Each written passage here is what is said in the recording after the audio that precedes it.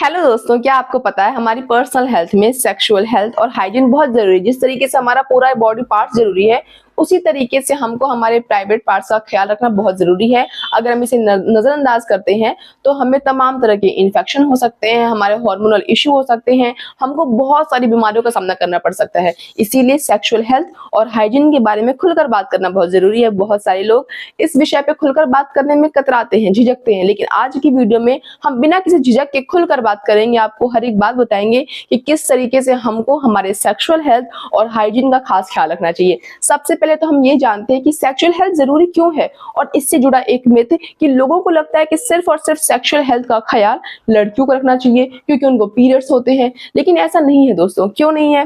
क्योंकि जो sexual health है वो लड़का लड़की या फिर किसी भी स्पेसिफिक जेंडर से रिलेटेड नहीं है। चाहे लड़का हो, चाहे लड़की हो, चाहे आदमी हो, चाहे पुरुष हो, चाहे महिला हो, कोई भी हो, किसी भी उम्र का हो, हर उम्र के व्यक्ति को, हर जेंडर के व्यक्ति को अपने सेक्सुअल हेल्थ और हाइजीन का खास ख्याल रखना चाहिए। हम स्टार्ट करते हैं वीडियो को। सबसे पहले समझते हैं कि आखिर सेक्सुअल हेल्थ जरूरी क्यों है। तो सेक्सुअल हेल्थ जरूरी इसलिए है ताकि हम हेल्दी रह सकें। अगर हम हेल्दी नहीं रहेंगे तो हम अपने किसी भी काम में अपना 100% नहीं दे पाएंगे। अगर हम हेल्दी नहीं रहेंगे, हमको तमाम तरह का इंफेक्शन हो जाएगा, हमको हार्मोनल इश्यू होगा। इवन अगर आप अपने साफ सफाई का ध्यान नहीं रखोगे, अपने प्राइवेट पार्ट्स को आप क्लीन नहीं रखोगे, तो इवन जो पर्सनल रिलेशनशिप होते हैं ना, जो कपल होते हैं, उनके बीच में भी दरार पड़ने की संभावना रहती है। ऑब्वियसली आप खुद नोटिस करके देखो, कोई ऐसे कपल हैं जो कि मतलब बहुत गंदगी से रहते हैं, साफ सफाई से नहीं रहते हैं, तो उनके बीच में आपको लगेगा कि जो प्यार है, जो अंडरस्टैंडिंग, वो धीरे धीरे कम हो जाती है। तो हाइजीन का, हमको हमारे सेक्सुअल हेल्थ का, हाइजीन का खास ख्याल रखना चाहिए। मैं आपको कुछ टिप्स देना चाहती हूँ जिसका आपको अपनी जिंदगी में बहुत अच्छा प्रयोग करना है। सबसे पहले टिप्स तो ये है, और एक बात भी है जो कि बहुत इंपॉर्टेंट है, वो ये है कि जब किसी लड़की को पीरियड्स आते हैं तो सबको पता है पीरियड्स के टाइम पे अपने हाइजीन का खास ख्याल रखना पड़ता है।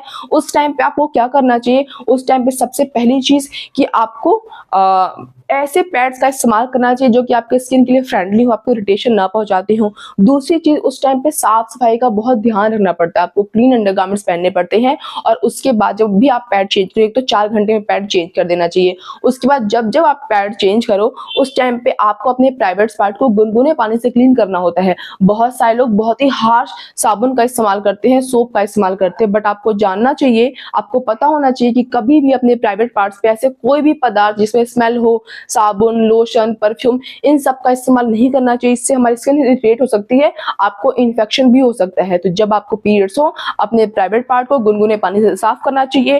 कोई भी माइल्ड सोप का इस्तेमाल कर सकते हो जिसमें बहुत स्मेल ना हो, कोई फ्रेग्रेंस ना हो, जो कि आपकी स्किन के लिए फ्रेंडली हो, बहुत हार्श केमिकल ना हो, उसका आप इस्तेमाल कर सकते हो। ये तो लड़कियों की बात हो गई। अब लड़कों की बात क्या है? तो जिस तरीके से महिलाओं में पीरियड्स के बाद उनका खास ख्याल रखना बहुत जरूरी होता है, सेम वैसे ही जब कोई मेल को नाइट फॉल हो रहा है, या फिर किसी भी सेक्सुअल एक्टिविटीज, सेक्सुअल इंटीमेसी, या फिर कोई ड्रीम की वजह से उनको नाइट फॉल हो गया, उनका सीमेन लीक हो गया, उसके बाद उनके अपने प्राइवेट पार्ट्स को अच्छी तरीके से क्लीन करना होता है वहां पे, वरना जर्म्स ग्रो कर सकते हैं, बैक्टीरिया ग्रो कर सकते हैं, जिससे कि आपको इन्फेक्शन हो सकता है।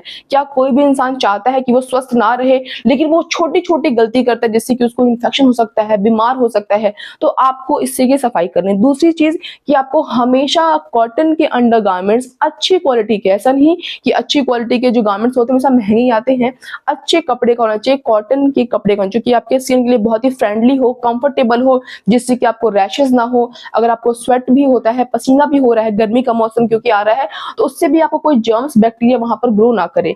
और तीसरी बात यह है कि जब भी आप इंटीमेट हो, जब भी आप रिलेशनशिप बनाओ, तो हमेशा प्रोटेक्शन का इस्तेमाल करना चाहिए। बहुत सारे लोगों का मानना होता है कि क्योंकि हमने प्रोटेक्शन का इस्तेमाल किया है तो आफ्टर इंटरकोर्स आपको अपने प्राइवेट पार्ट्स को वॉश करने की जरूरत नहीं है, जबकि ये मिथ बहुत ही गलत है। भले आपने कॉन्ट्रासेप्शन का इस्तेमाल किया है, और अगर आपने कॉन्ट्रासेप्शन यानी कॉन्डम्स का इस्तेमाल नहीं भी किया है, तो भी आपको क्या करना चाहिए? अपने प्राइवेट पार्ट्स को वॉश किए बिना सोना नहीं चाहिए।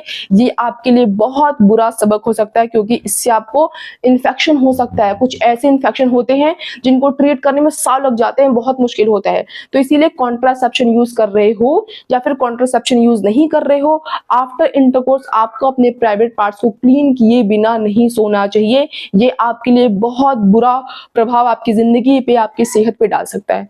चौथी बात आपको ये जाननी चाहिए कि हमेशा हमको अपने पर्सनल हाइजीन का, जैसे गंदे हाथ होते हैं, बहुत सारे इंसान होते हैं बाहर से आते हैं, सो जाते लगाते हैं, हमेशा अपने फेस को वॉश करना चाहिए, प्रॉपर नहाना चाहिए, कभी भी ऐसे कोई भी केमिकल्स का इस्तेमाल नहीं करना चाहिए जिससे हमारी स्किन इरिटेट हो सके। इन सभी चीज़ों का खास ख्याल रखें।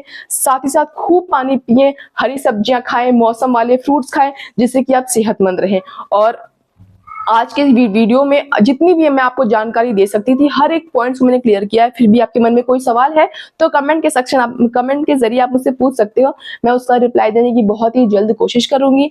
और आप मेरे चैनल को सब्सक्राइब करना, जिससे कि मैं आपके लिए और इन्फॉर्मेटिव और हेल्दी टिप्स आपको मैं दे सकूंगी। तब तक मिलते हैं अगले वीडियो में। तब तक आप खुश रहिए, सेहतमंद रहिए। आज की वीडियो के लिए बस इतना ही। Bye guys.